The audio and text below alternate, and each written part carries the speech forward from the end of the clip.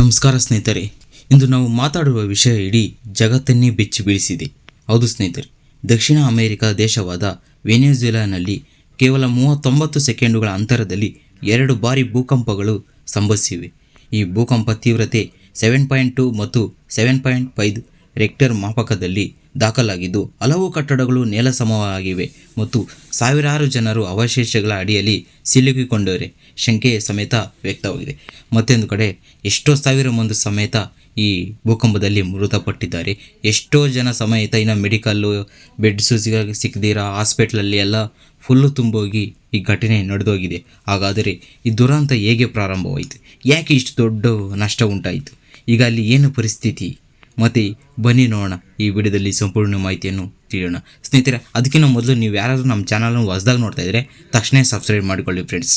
ಸ್ನೇಹಿತರೆ, ಭೂಕಂಪ ಹೇಗೆ ಪ್ರಾರಂಭವಾಯಿತು ಅಂತ ನೋಡೋದಾದರೆ, ಕರೆಕ್ಟಾಗಿ ಜೂನ್ 24, 2026ರಂದು ಸ್ಥಳೀಯ ಸಮಯ ಪ್ರಕಾರ ಸಂಜೆ ವೇಳೆ ಮೊದಲ ಭೂಕಂಪ ಸಂಭವಿಸಿತು.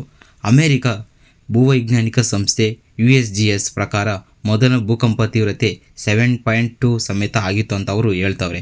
ಆದರೆ ಎಲ್ಲರೂ ಮೊದಲೇ ಕಂಪನದಿಂದ ಹೊರಬರಲು ಪ್ರಯತ್ನಿಸುತ್ತಿದ್ದಾಗಲೇ ಕೇವಲ 39 ಸೆಕೆಂಡ್ಗಳ ಬಳಿಕ ಇನ್ನಷ್ಟು ಪ್ರಬಲವಾದ 7.5 ತೀವ್ರತೆ ಭೂಕಂಪ ಅಪ್ಪಳಿಸಿತು.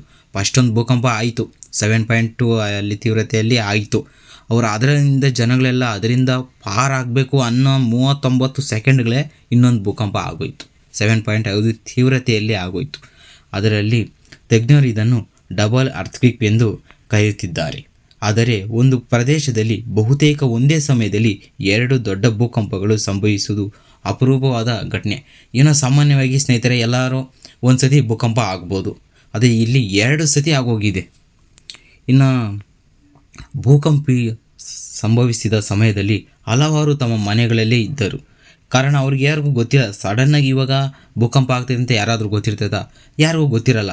ಕಾರಣ ಆ ದಿನ ವೆನಿಜುಲಾದಲ್ಲಿ ರಾಷ್ಟ್ರೀಯ ರಜಾದಿನವಾಗಿ ಸಮೇತ ಅವತ್ತೇ ಆಗಿತ್ತು. ರಾಷ್ಟ್ರೀಯ ರಜಾದಿನ ಸಮೇತ ಅವತ್ತೇ ಆಗುತ್ತೆ. ಜಾಸ್ತಿ ಎಲ್ಲ ಮನೆಗಳಲ್ಲೇ ಅಲ್ಲೇ ಇದ್ದರು. ಹಠಾತ್ ನೆಲದ ಕಂಪಿಸುವಾಗಲೇ ಆರಂಭವಾಯಿತು. ನೆಲ ಒಂಥರ ಬಿರುಕು ಬಿಟ್ಕೊಂಡು ಹೋಗೈತೆ. ಭೂಕಂಪ ಸ್ಟಾರ್ಟ್ ಆಗಿದ್ದಂಗೆ ಒಂಥರ ಇನ್ನು ಜನ ಭಯದಿಂದ ಮನೆಗಳಿಗೆಲ್ಲ ಓಡಿ ಹೋದರು. ಒಂಥರ ಮನೆಗಳ್ದಾಗ ಇದ್ದಂಗೆ ಸಡನ್ನಾಗಿ ಒಂಥರ ಸೌಂಡ್ ಬಂದು ಗಾಡಿಗಳೆಲ್ಲ ಒಂಥರ ಶೇಕಾಗಿ, ಮತ್ತು ಈ ನೆಲ ಇರ್ತೈತಲ್ಲ, ನೆಲ ಎಲ್ಲ ಒಂಥರ ಬಿಟ್ಕೊಂಬರ್ತೈತೆ. ಜನಗಳೆಲ್ಲ ಅದು ಗೊತ್ತಾಗಿದ್ದ ತಕ್ಷಣ ಎಲ್ಲ ಆಚೆಗೆ ಓಡಿ ಬಂದವ್ರೆ. ಅನೇಕ ಕಟ್ಟಗಳು ಗೋಡೆಗಳು ಮತ್ತು ಎಲ್ಲ ಬಿಟ್ಬಿಟ್ಟಿವೆ. ಕೆಲವು ಅಡಿ ಕಟ್ಟಡಗಳು ಸಂಪೂರ್ಣ ಕುಸಿದು ಬಿದ್ದವೆ.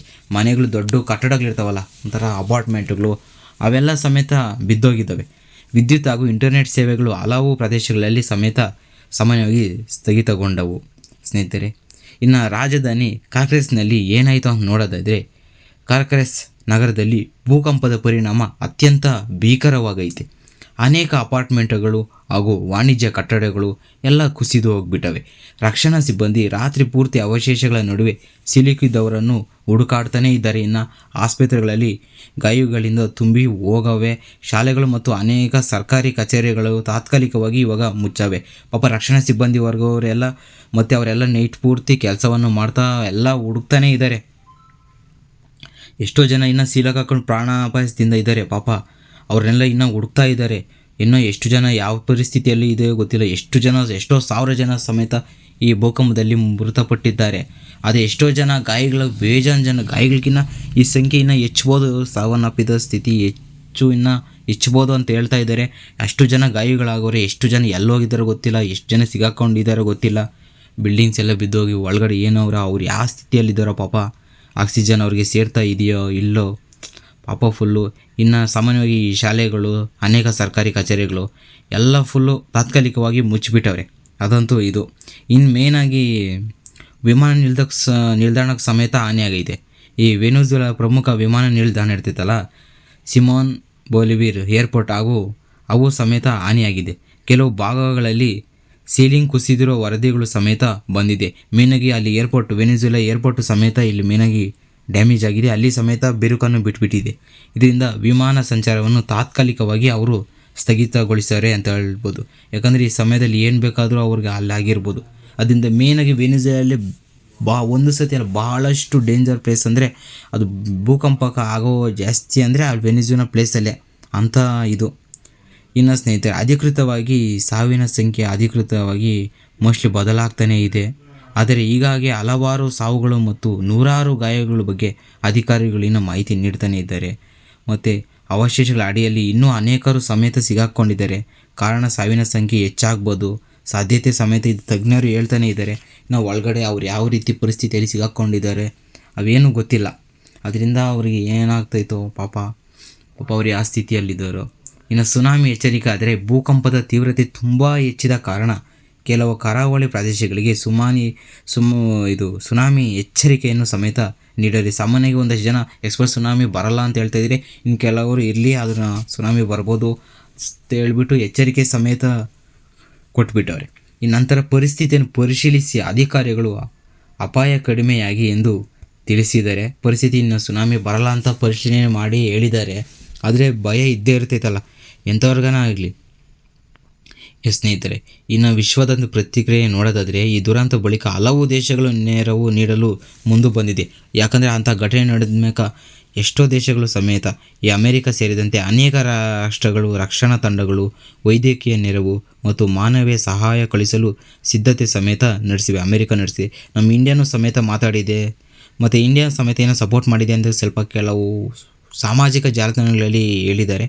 ಅದು ಮತ್ತು ಅಮೇರಿಕ ಬೇಜಾನ್ ದೇಶಗಳು ಸಮೇತ ಅಲ್ಲಿ ಇವಾಗ ಪ್ರೊಟೆಕ್ಟ್ ಮಾಡ್ತಾ ಇದ್ದಾರೆ. ಆ ದೇಶನ ಮಾಡಬೇಕು ಅಂತ ಆ ಸ್ಥಿತಿಯಲ್ಲಿದ್ದಾರೆ. ಯಾಕಂದರೆ ಅವರು ಆ ದೇಶ ಇವಾಗ ಸದ್ಯಕ್ಕೆ ಅವರ ಆರ್ಥಿಕ ಸ್ಥಿತಿಯಲ್ಲಿ ಹಿಂದೆ ಇದ್ದರು. ಇದು ಸ್ವಲ್ಪ ಈ ಸಮಸ್ಯೆಗಳನ್ನು ಎದುರಿಸ್ತಾ ಇದ್ದರು ಆರ್ಥಿಕತೆಯಾಗಿ ಅವರು. ಆ ದೇಶ ಇವಾಗ ವೆನಿಜುಲಾ ಮೊದಲೇ ಸ್ವಲ್ಪ ಒಂದು ದಕ್ಷಿಣ ಕನ್ನಡದಲ್ಲಿ ಅದೊಂದು ದೇಶ, ಒಂದು ತೈಲ ಸಂಪತ್ತಿಗೆ ತುಂಬ ಪ್ರಸಿದ್ಧವಾಗಿತ್ತು ಅದು ದೇಶ.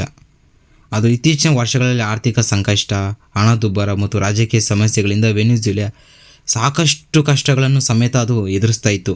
ಇದರ ಮಧ್ಯೆ ಈ ಭೂಕಂಪದ ದೊಡ್ಡ ಪ್ರಕೃತಿ ವಿಕೋಪವು ಸಂಭವಿಸಿದೆ. ಅದು ಇಷ್ಟು ಎದುರಿಸ್ತಾ ಇರೋ ವೆನಿಜುಲಾಗೆ ಸಡನ್ನಾಗಿ ಭೂಕಂಪ. ಯಾಕಂದರೆ ಸಾಮಾನ್ಯವಾಗಿ ಜಾಸ್ತಿ ಒಂಥರ ಡೇಂಜರಸ್ ಪ್ಲೇಸು ಅಂತಲ್ಲ, ಒಂಥರ ಭೂಕಂಪ ಆಗೋ ಥರ ಇದೇನೆ ಅಲ್ಲಿ ವೆನಿಜುಲಾ ಮೇಯ್ನಾಗಿ ಆ ಪ್ಲೇಸಲ್ಲಿ ಇವಾಗ ಆ ಸ್ಥಿತಿಯಲ್ಲಿ ಇವಾಗ ಭೂಕಂಪ ಆಗಿದ್ದಾರೆ. ಪಾಪ ಎಷ್ಟೋ ಜನ ಸಾವನ್ನಪ್ಪಿದ್ದಾರೆ. ಸ್ನೇಹಿತರೆ, ಕೇವಲ 39 ಸೆಕೆಂಡುಗಳ ಅಂತರದಲ್ಲಿ ಸಂಭವಿಸಿದ 2 ಪ್ರಬಲ ಭೂಕಂಪಗಳು ವೆನಿಜುಲಾದ ಇತಿಹಾಸದಲ್ಲಿ ಅತ್ಯಂತ ಭೀಕರ ದುರಂತಗಳು ಒಂದಾಗಿದೆ ಪರಿಗಣಿಸಿವೆ. ಯಾಕಂದರೆ ಈ ಥರ ಮಾತ್ರ ಅವ್ರ ಇತಿಹಾಸದಲ್ಲೇ ಆಗಿಲ್ಲ. ವೆನಿಜುಲಾದಲ್ಲಿ ಒಂದೇ ಸತಿ 2 ಭೂಕಂಪಗಳು ಮತ್ತು ಅಷ್ಟು ಜನ ಸಾವನ್ನಪ್ಪಿರೋದು ಸಮೇತ ಇದೇ ಸತಿ. ಸಾವಿರಾರು ಕುಟುಂಬಗಳ ಜೀವನ ಒಂದು ಕ್ಷಣದಲ್ಲಿ ಸಮೇತ ಅವ್ರಿಗೆ ಬದಲಾಗಿಬಿಟ್ಟಿದೆ. ರಕ್ಷಣಾ ಕಾರ್ಯಾಚರಣೆಗಳು ಇನ್ನೂ ಮುಂದುವರಿಸ್ತಾನೇ ಇದ್ದಾರೆ. ಸಿಲುಕಿರೋರು ಎಲ್ಲರೂ ಸುರಕ್ಷಿತವಾಗಿ ಹೊರಬರಲಿ ಎಂದು ನಾವು ಆಶಿಸೋಣ. ಈ ವಿಷಯ ನಿಮ್ಮ ಬಗ್ಗೆ ಅಭಿಪ್ರಾಯ ಏನು ಕಮೆಂಟ್ನಲ್ಲಿ ತಿಳಿಸಿ. ಮತ್ತು ಈ ವಿಡಿಯೋ ಇಷ್ಟ ಆದರೆ ಒಂದು ಲೈಕ್ ಕೊಡಿ. ನೀವು ಯಾರಾದರೂ ನಮ್ಮ ಚಾನಲ್ ವಾಟ್ಸಪ್ ನೋಡ್ತಾ ಇದ್ದರೆ ತಕ್ಷಣ ಸಬ್ಸ್ಕ್ರೈಬ್ ಮಾಡ್ಕೊಳ್ಳಿ ಫ್ರೆಂಡ್ಸ್. ಯಾಕಂದರೆ ಈ ಥರ ಡೈಲಿ ರಿಲೇಟೆಡ್ಸ್ ಆಗಿ ನಾವು ವೀಡಿಯೋಸ್ ಮಾಡ್ತಾ ಇರ್ತೀರಿ. ಆ ವೀಡಿಯೋಸ್ ನಿಮಗಾಗಿ ರೀಚ್ ಆಗಬೇಕಂದ್ರೆ ನೀವು ಸಬ್ಸ್ಕ್ರೈಬ್ ಮಾಡ್ಕೊಳ್ಬೇಕು. ಸಬ್ಸ್ಕ್ರೈಬ್ ಮಾಡ್ಕೊಳ್ಳಿ ಫ್ರೆಂಡ್ಸ್. Thank you.